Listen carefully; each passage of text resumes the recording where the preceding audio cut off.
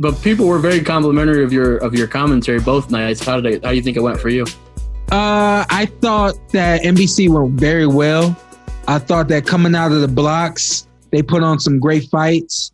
I'm not that familiar with the guys who are doing the fight making or the matchmaking, but I do know that one thing that they're really trying to impress on the fans is that we're putting in two guys that there really is no A side in this fight. Either guy could win this match. And I felt like on paper, it looked that way.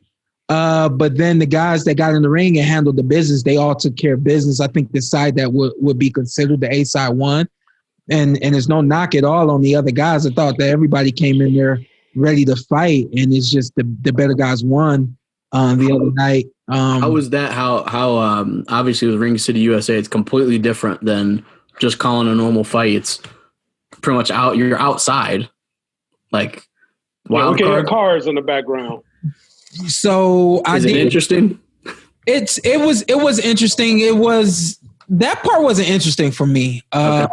So for me, I've done a little bit with Fox. We do some on camera things and then off camera things. But I haven't had to move around a lot with Fox, which is cool. We got a table, let's do it, boom, and we get to it. And it's been a lot of fun. I did Spike TV a few years ago. I think it was 2013 when I did Spike TV, or 2014. And we had to do a lot of moving, and I had to be ready to kind of not really act, but have these demonstrate something. Yeah, well, more so I have like one-liners and be ready to kind of tell a story, so to speak.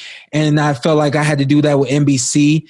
This time around, it wasn't as hard as it was for me when I did Spike TV. I think that opportunity with Spike had me ready for this opportunity with NBC. And I also know that they are right now, with that being the first show, they just are kind of holding a lot of things back. They didn't want to give everything to the fans in one show. And I know that moving forward, they're going to try to do some bigger and better things.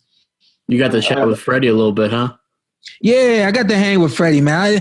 I like Freddie Roach. I think that he's one of the better guys I've met in boxing. I think that the moments that I have with Freddie, I think that why they're so special to me is because it's not just boxing. And I know most of the other fighters, they just get boxing from him. One of the first conversations we had, he said, "You remind me a lot of myself." And basically what he meant by that was he was also trained by his father and grew up in the sport. And I think that he had gone through a lot in his relationship with his dad and in his relationship with the sport. And I think at that point in time when he met me is 2010, I think that he was seeing that a lot of the things that he had gone through with his dad, my dad and I were going through, traveling everywhere together, staying in the same room together, eating, breathing, and all that together. And I think that he really kind of gravitated towards me because of that. And so when we get together, man, we just talk. You know, the other night when we talked, we really didn't talk boxing at all. We talked about the future that he has for the wild card, all the expanding that he's been doing and all that. So, and that's the other good part about NBC, to be doing it right there at wild card is, I think a lot of people know of the wild card, but now you get to kind of go inside of the wild card, which I'm pretty sure a lot of people have wanted to do for a long time. Shawn was just subliminally saying, "Give me the Pacquiao fight." He's like, "Yeah, so me and my dad are doing good. I got 2 kids now. Give me the Pacquiao fight. I'm excited about this wild card." Yeah, man, when I get you a discount on sparring, come on, man. Come on. That was included in the contract. Yeah, right. So I wish. I don't know, but I wish. Just call Al right now. Put Al on. Ain't gonna happen. We don't know his name. Yeah, I don't even know who you're talking about. I'm talking about Al from Two Live Crew. But then you went to so we go to, speaking of that person, you have FS1 PBC fights. How was that?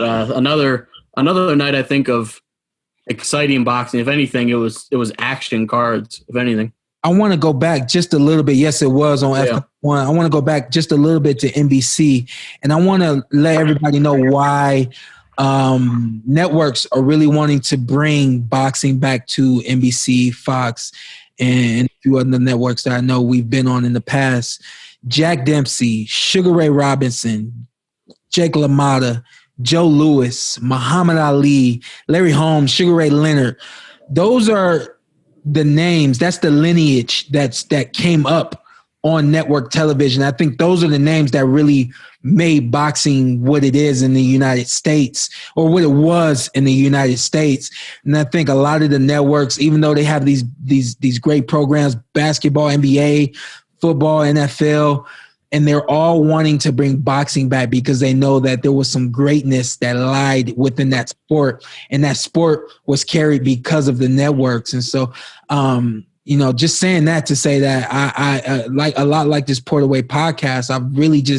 I've honed into the responsibility of taking boxing and making it as big as I can make it. I'm not going to say boxing is going to come back because of me, but I really want to be a part of it. And I really want my job, my part to help the sport get to where I know people who are probably 60, 70, and there's even some 50-year-olds out there that are like, man, boxing used to be the thing we watched. It used to be night and day for us. And I want to get boxing back to that point. I think that there's some athletes out there in boxing that can really bring the sport back. And, just saying that to say I'm doing the best I can. I know that a lot of people enjoy seeing me on TV and they enjoy listening to me. And I'm just trying to do the best I can. I know I always holler at you, Carson. I haven't yet, but you always give me some really good feedback. I don't know if you guys were able to catch it, but when you guys know I'm on TV, man, and for me, it's not just the rating. It's for you guys to let me know what's going on and how I sound and where I can improve and things like that. Oh yeah, we give you real stuff. Well, Carson knows I don't really like to watch myself and listen to myself. He's like, "Yo, that's the easiest way to learn," but I just hate doing it. So it's easier when y'all give it to me. Some people say we're too mean to you and we're gonna ruin your confidence on the podcast.